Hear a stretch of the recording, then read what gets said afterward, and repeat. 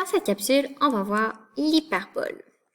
L'hyperbole, en fait, c'est comme vraiment le contraire de l'ellipse.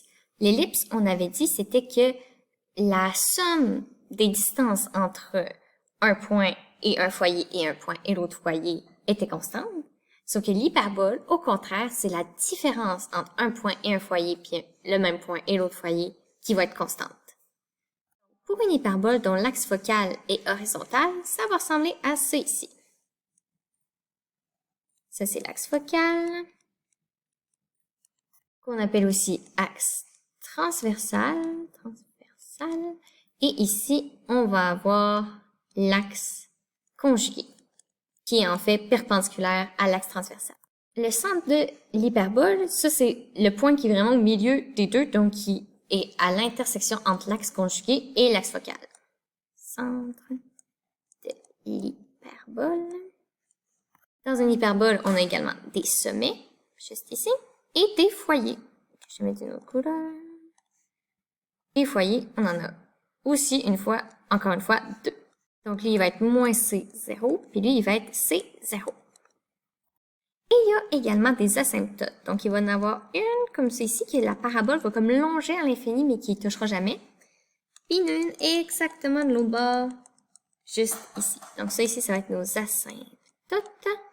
Et l'équation de nos asymptotes, c'est y est égal à b sur a x, pour elle de même.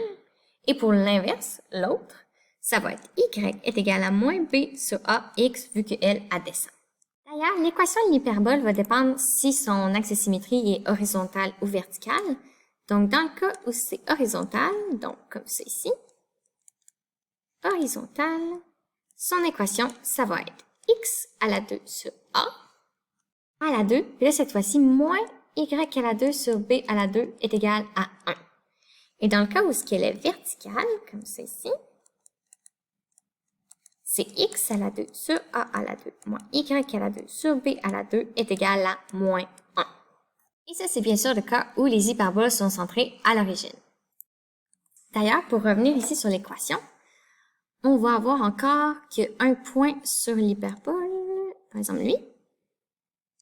La distance de ça, non, excusez-moi, je me suis mêlée, de ça ici, moins ça ici, en fait ça va faire la constante K, donc la mesure, ici c'est foyer, donc de F'P, ça ici c'est P, moins la mesure de Fp, ça va être égal à la constante qui est K.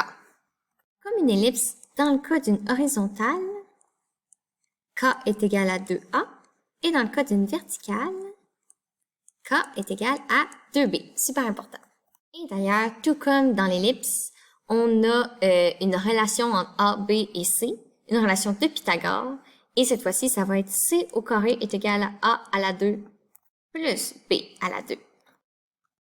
D'ailleurs, maintenant, pour savoir si un point va être à l'intérieur ou à l'extérieur de l'hyperbole horizontale, on va regarder son inéquation. Donc, si x à la 2 sur a à la 2 moins y à la 2 sur b à la 2 est plus grand que 1, on va être à l'intérieur. Et si au contraire, x à la 2 sur a à la 2 moins y à la 2 sur b à la 2 est plus petit que 1, alors on sera à l'extérieur.